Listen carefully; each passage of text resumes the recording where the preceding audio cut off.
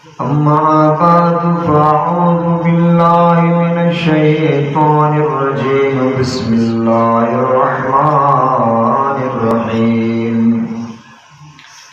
क़ुल या अय्युहन नास इन्नी रसूलुल्लाहि इलैकुम जमीअन अल्लज़ी लहू मुल्कुस समावाति वल अर्ज़ ला इलाहा इल्ला हुवा युहयी व युमीत फ़आमिनू बिल्लाहि व रसूलिन नबिय्यिल उम्मिय्यिल्लज़ी यु'मिनु बिल्लाहि व कलिमातिही वत्तबि'ूहु लअल्लकुम तहतदून। रब्बि इश्रह ली सदरी व यस्सिर ली अमरी वहलुल उक़दतम मिन लिसानी यफ़क़हू क़ौली रब्बि ज़िदनी इल्मा। तमाम तारीफ़ अल्लाह रब्बुल आलमीन की ज़ात की लाए। अनगना दुरूद व सलाम इमामुल अंबिया खातमुन नबिय्यीन मुहम्मद रसूलुल्लाह सल्लल्लाहु अलैहि वसल्लम जी ज़ात गिरामी मथा। मुझा प्यारा भाई और दोस्तों, काफ़ी टाइम थी चुको आहे। कोशिश कंदुसि त तमाम मुख़्तसर तव्हांजो वक़्त वठां। अल्लाह से दुआ कयो जे चंद कलमात अल्लाह तबारक ताला चवराए रब साईं मूंखे अवां सभिनी खे उन मथां अमल जी तौफ़ीक़ ॾे। ही अल्लाह जी क़ुरान मजीद जी आयत आहे। अल्लाह तबारक ताला जो ही पूरो कुरान जेको आहे प्यारे पैगंबर अलैहिस्सलाम जो शान आहे। पर लेकिन हिन आयत जे अंदर वडे में वडो शान इमामुल अंबिया मुहम्मद रसूलुल्लाह सल्लल्लाहु अलैहि वसल्लम रब्बुल आलमीन बयान कयो आहे। छो त पैगंबर अलैहिस्सलाम खां पहिरियां जेतिरा बि पैगंबर आया पंहिंजी क़ौम लाइ कंहिं इलाइक़े जे लाइ या हिक वक़्त जे अंदर ॿ पैगंबर टे पैगंबर मौजूद आहे। मूसा अलैहिस्सलाम अल्लाह जो पैगंबर आहे त शुएब अलैहिस्सलाम, हारून अलैहिस्सलाम, यानी हिक ई वक़्त में। पर मुहम्मद रसूलुल्लाह सल्लल्लाहु अलैहि वसल्लम जॾहिं अल्लाह तबारक ताला मोकिले त हिन पूरी कायनात जे अंदर कंहिं ॿिए पैगंबर जी का ज़रूरत कंहिं इलाइक़े जे लाइ न, बल्कि मुहम्मद रसूलुल्लाह सल्लल्लाहु अलैहि वसल्लम रब्बुल आलमीन फरमाए त इन्नी रसूलुल्लाह इलैकुम जमीअन। मुझा मोहम्मद सल्लल्लाहु अलैहि वसल्लम इंसान जमी खे चवणो तव्हां सभिनी जे लाइ अल्लाह जो रसूल थी आया। यानी क़यामत में जेतिरा इंसान अचण वारा आहिनि जमी इंसाननि जे लाइ अल्लाह तबारक ताला मुहम्मद रसूलुल्लाह सल्लल्लाहु अलैहि वसल्लम खे मुंतखब करे पंहिंजो पैगंबर जमी करे मोकिलियो। ये अल्लाह जे पैगंबर अलैहिस्सलाम जो शान आहे। त अल्लाह रब्बुल आलमीन असां तव्हांखे अहिड़ो इमाम, अहिड़ो क़ाइद, अहिड़ो मुर्शिद ॾिनो आहे जी तव्हां दुनिया जे अंदरि तव्हां ॾिसो था जेतिरा बि अॻुवान, जेतिरियूं जमायतूं, उन्हनि जा क़ाइद ऐं अॻुवान उहे मुंतखब कया माण्हुनि ज़मीन ते। पर असां ऐं तव्हांजो मुर्शिद इमामुल अंबिया मुहम्मद रसूलुल्लाह सल्लल्लाहु अलैहि वसल्लम खे मुंतखब कयो अल्लज़ी लहू मुल्कुस समावाति वल अर्ज़। ओ मुझा मोहम्मद सल्लल्लाहु अलैहि वसल्लम तो चओ ऐं तव्हां जमी इंसाननि जे लाइ अल्लाह जे तरफ़ां रसूल थी आया हुया। मूंखे मोकिलण वारो केरु आहे? अल्लज़ी लहू मुल्कुस समावाति वल अर्ज़ ला इलाहा इल्ला हुवा युहयी व युमीत। जंहिंखां सवाइ को बि इबादत जे लाइक़ नाहे, जंहिं रब्बुल आलमीन जे हथ में मौत ऐं हयाती आहे। यानी अल्लाह रब्बुल आलमीन जे प्यारे पैगंबर मुहम्मद रसूलुल्लाह सल्लल्लाहु अलैहि वसल्लम खे रब्बुल आलमीन फरमाई मुंहिंजा पैगंबर अलैहिस्सलाम तूं चओ त मूंखे मुंतखब करण वारो केरु आहे?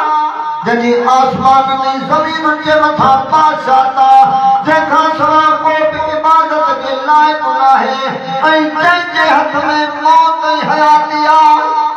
पोइ रब्बुल आलमीन छा फरमाई? फआमिनू बिल्लाहि व रसूलिही नबिय्यिल الأمي الذي يؤمن بالله وكلماته واتبعوه لعلكم تهتدون اور رب العالمین فرمایا کو ہاں ایمان آنے نے اللہ تے اے انہیں نبی امیت اے ایمان آنے نے اللہ رب العالمین کے احکام دے واتبعوه لعلكم تهتدون تمہاں انہیں دی تابعداری کندو تو تمہاں ہدایت وارا ہو ایمان چھاتے اونے نبی امیت ہی اللہ کے پیارے پیغمبر علیہ السلام کے اللہ کے امی چیوا پر امی میں اللہ کی حکمت جو محمد رسول اللہ صلی اللہ علیہ وسلم اللہ تبارک تعالی وڈے میں وڈے شان بیان چھاجے کرے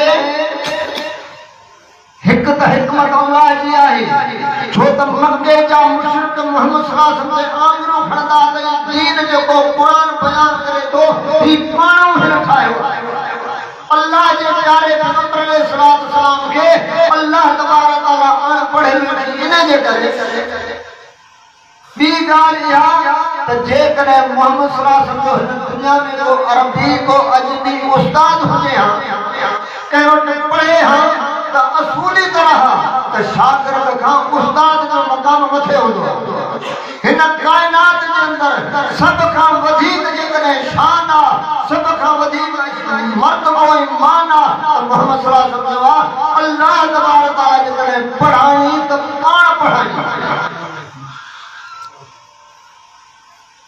فآمنوا بالله ورسوله النبي الأمي الذي يؤمن بالله وكلماته واتبعوه لعلكم تهتدون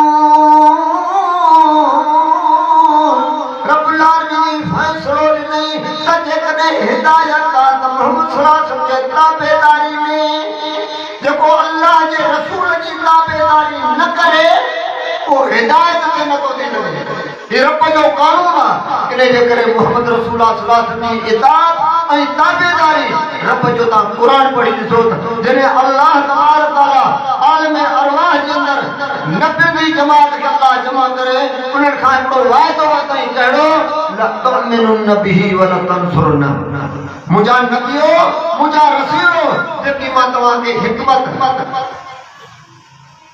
شریعت جان انہیں جو تصدیق کندر جنہیں مجھو پیغمبر اچھی ونے وہ آنکھ کے انہیں جی تابعداری کرنی ہے انہیں جی مدد کرنی اللہ رب العالمین نبی خواہد ورطی تقالو اقررنا چھا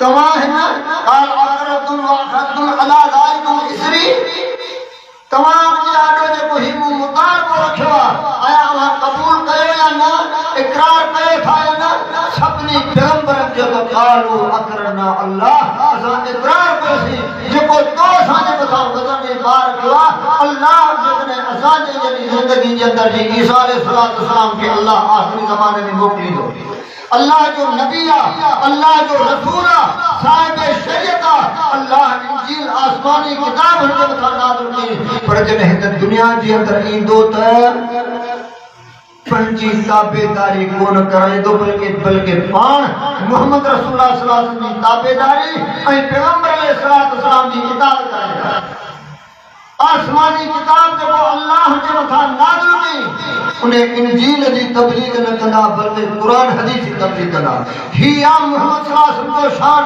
اج افسوس تھا قرآن پڑھو تھا حدیث میں پڑھو تھا تو انہیں جے باوجود پہنچی نسبت کہنے دا گئیوں کلمہ محمد صلی اللہ علیہ وسلم جو اے نسبت امت دے اللہ جنہیں اساں جو قائد اساں جو مرشد امام محمد صلی اللہ علیہ وسلم منتخب کہوا تو وہ کہنے نسبت چھو جی اللہ تبارک تعالیٰ ابراہیم علیہ السلام کے دین انی جائل وللناس اماما اللہ ابراہیم علیہ السلام کے امام کہوا یعنی اساں تو امام منتخب کہوا یعنی اللہ جو حبیب امام اے اللہ تبارک تعالیٰ انہیں قرآن کے امام کہوا اللہ رب العالمین فرماتا سورہ یاسین میں وَقُلَّ شَيْءٍ أَحْصَيْنَاهُ فِي إِمَامٍ مُبِينٍ یعنی جے کرے تو پیغمبر دے निस्बत करी तॾहिं तुंहिंजी सही आहे। अल्लाह जे दीन शरीयत ॾे जेकर तूं क़ुरान हदीस ॾे निस्बत करी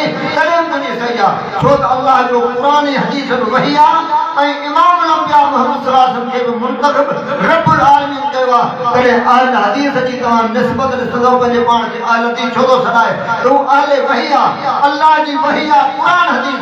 पंहिंजी निस्बत करे छा चवंदो मां अहल सुन्नत आहियां, मां अहल हदीस आहियां। ऐं मुझो इमाम केरु आहे? मोहम्मद रसूल सल्लल्लाहु अलैहि वसल्लम। पंहिंजे पाण खे मोहम्मदी सॾाईंदो, निस्बत उम्मती ॾे न त को अल्लाह हिनखे पंहिंजो मुर्शिद ऐं क़ाइद इमाम मुंतखब करे ॾिनो आहे। पंहिंजी निस्बत अहल हदीस ओॾा करे थो। मुंहिंजा दोस्तो, अल्लाह रब्बुल आलमीन असां तव्हांखे प्यारे पैगंबर मोहम्मद रसूल सल्लल्लाहु अलैहि वसल्लम जी इताअत नसीब करे ऐं अल्लाह तबारक तआला जी हिन जमी इंसाननि खे आख़िर में छा चई वतबियू लअल्लकुम तहतदून, तव्हां इन जी इताअत कंदो त तव्हां हिदायत वारा आहियो। ऐं अहिड़े तरीक़े सां अल्लाह तबारक तआला अंबिया अलैहिस्सलातु वस्सलाम खे इताअत जो हुक्म ॾिनई, ईमान वारनि खे अल्लाह तबारक तआला वरी ख़ासि हुक्म ॾिनई, या अय्युहल्लज़ीना आमनू अतिउल्लाह व अतिउर रसूल व ला तुब्दिलू अमालकुम। ऐ ईमान वारो तव्हां इताअत कयो अल्लाह जी, तव्हां इताअत कयो रसूलुल्लाह सल्लल्लाहु अलैहि वसल्लम जी, ऐं पंहिंजनि अमलनि खे तव्हां बर्बाद न कयो। वरी रब्बुल आलमीन ख़ासि अहले बैत खे हुक्म कई, अक़ीमुन सलात व आतीन ज़कात व अतीन अल्लाह व रसूला। ओ पैगंबर जा अहल बैत, तव्हां पंहिंजे घरनि जे अंदरि रही करे निमाज़ क़ाइम कयो, तव्हां ज़कात ॾियो, तव्हां अल्लाह जे रसूल जी तव्हां इताअत कयो। उम्मत जो पहिरियों ख़लीफ़ो, वक़्त जो बादशाह मुंतखब आहे, वक़्त जो ख़लीफ़ो पहिरियों अबू बकर सिद्दीक़ रज़ियल्लाहु ताला अन्हु। सही बुखारी जे अंदरि जो ख़ुतबो था पढ़ी ॾिसो, छा थो चवे? चवे थो त जेसी आऊं अल्लाह जे रसूल जी इताअत कयां तव्हांजे मथां लाज़िमात मुंहिंजी फरमाबरदारी कयो। पर जेकॾहिं मां अल्लाह जे रसूल जी नाफ़रमानी कयां त मुंहिंजी फरमाबरदारी तव्हांजे मथां लाज़िम न आहे। अक़ीदो ॾिस, सिद्दीक़ अकबर जो पहिरियों ख़लीफ़ो मुंतखब थियो उम्मत जे अंदरि, सहाबा कराम जी जमात साम्हूं मौजूद आहे, उनखे नसीहत छा थो करे? जेसी आऊं अल्लाह जे रसूल जी इताअत कयां त मुंहिंजी फरमान बरदारी तव्हांजे मथां लाज़िम आहे। पर जेकॾहिं मां अल्लाह जे रसूल जी नाफ़रमानी न कयां त पोइ तव्हांजे मथां मुंहिंजी फरमान बरदारी लाज़िम न आहे। मुंहिंजा दोस्तो, अल्लाह जे रसूल जी इताअत जेका आहे अल्लाह तबारक तआला असां तव्हांजे मथां कया, इहो ई दीन आहे, इहो ई शरीयत आहे। अल्लाह गफूर रहीम आहे, रब बख़्शणहार आहे, पर अल्लाह जो ही कानून आहे। वातियुल्लाह व रसूल लअल्लकुम तुरहमून। रब्बुल आलमीन गफूर रहीम आहे, बेहद मेहरबान आहे, पर रब्बुल आलमीन जो ही कानून आहे। तव्हां इताअत कयो, फरमान बरदारी कयो रब्बुल आलमीन जी, तव्हां इताअत कयो रसूलुल्लाह सल्लल्लाहु अलैहि वसल्लम जी, लअल्लकुम तुरहमून। तव्हांजे मथां रहम कई वञे, बाझ कई वञे, कंहिंखे नसीब थींदी उनखे जंहिं अल्लाह जी, अल्लाह जे रसूल जी इताअत कई।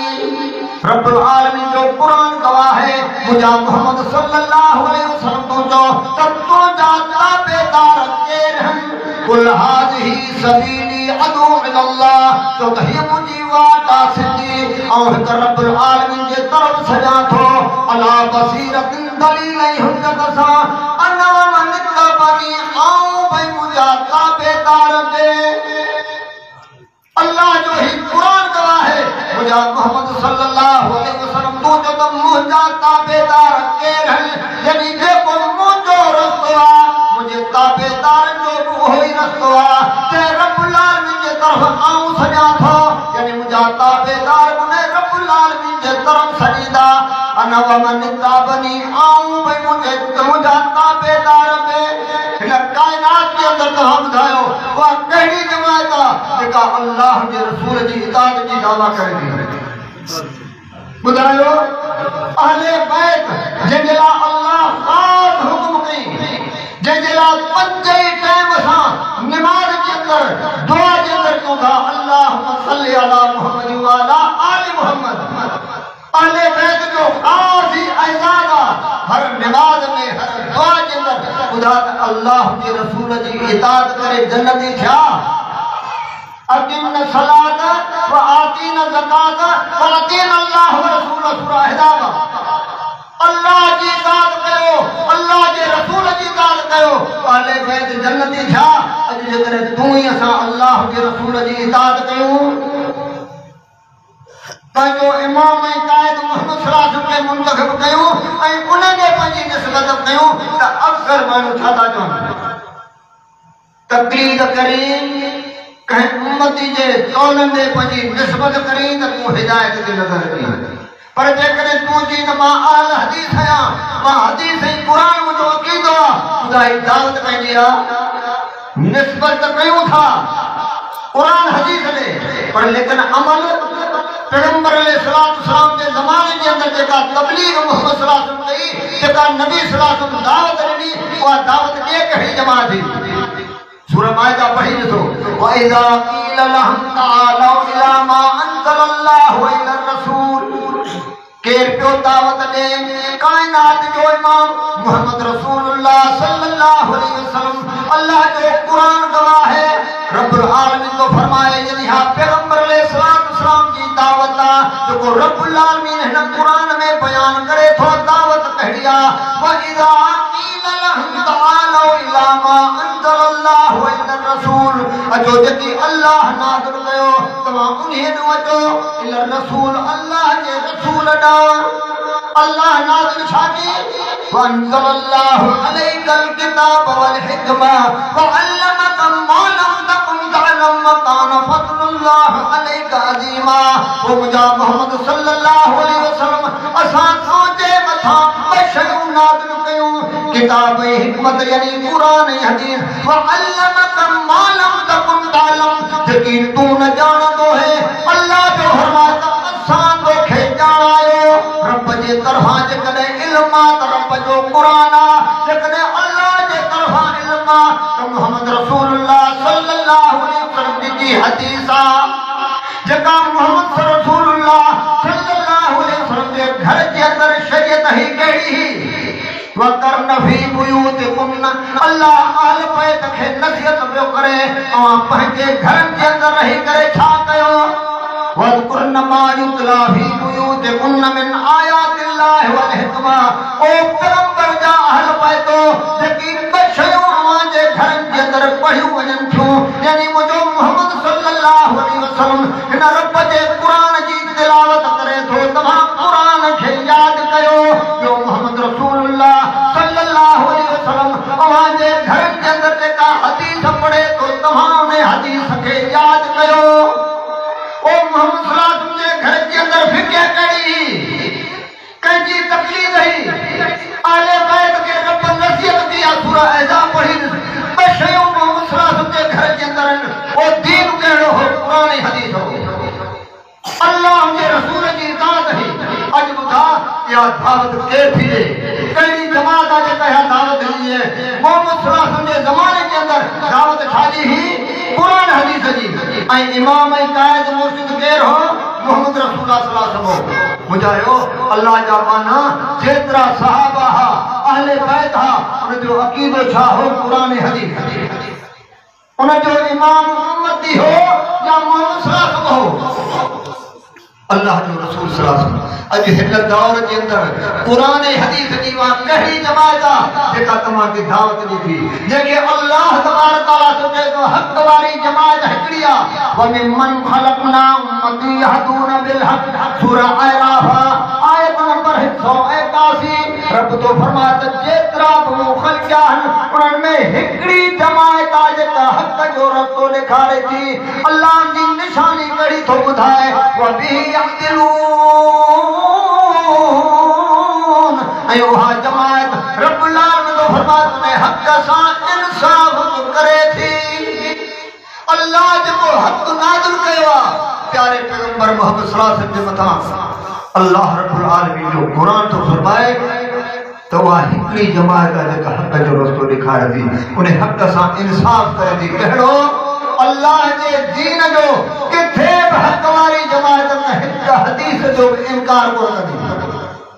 अल्लाह ने कुरान मजीद की कायम आयत जो किसी इनकार न कर जी अल्लाह तबारक तआला शरीयत मोहम्मद रसूलुल्लाह सल्लल्लाहु अलैहि वसल्लम के लादे अल्लाह के पैगंबर अलैहि सलाम खां उन्हें जी गवाही ॾियारे ऐं ईमान वारनि पे उन्हें जी गवाही ॾिनी इन्हें के ईमान आंदो तो मोहम्मद सल्लल्लाहु अलैहि वसल्लम जे ईमान जी गवाह अल्लाह कोन ॾिनी आमन रसूल बिमा उनजिल इलैहि मिन रब्बिही वल मोमिनून अल्लाह जे रसूल भी नामान आंदो जेको मोहम्मद सल्लल्लाहु अलैहि वसल्लम जे मथा रब जे तरफा नाज़िल कयो वियो ऐं जेकी मोमिन अल्लाह तो फरमाया उन्हनि भी पैगंबर अलैहि सलाम जो ईमान में जेको अल्लाह मोहम्मद सल्लल्लाहु अलैहि वसल्लम जे मथा नाज़िल कई ऐं जेके मोमिन हन उन्हनि जो ईमान उन्हें ते आ मुझा दोस्तों या दीन या शरीयत अल्लाह की तरफा अल्लाह नाज़िल कयो उन्हें जो मोहम्मद सल्लल्लाहु अलैहि वसल्लम ताबेदारा मोमिन उन्हें जो ताबेदारा अल्लाह तबारक तआला सां के मुझा दोस्तों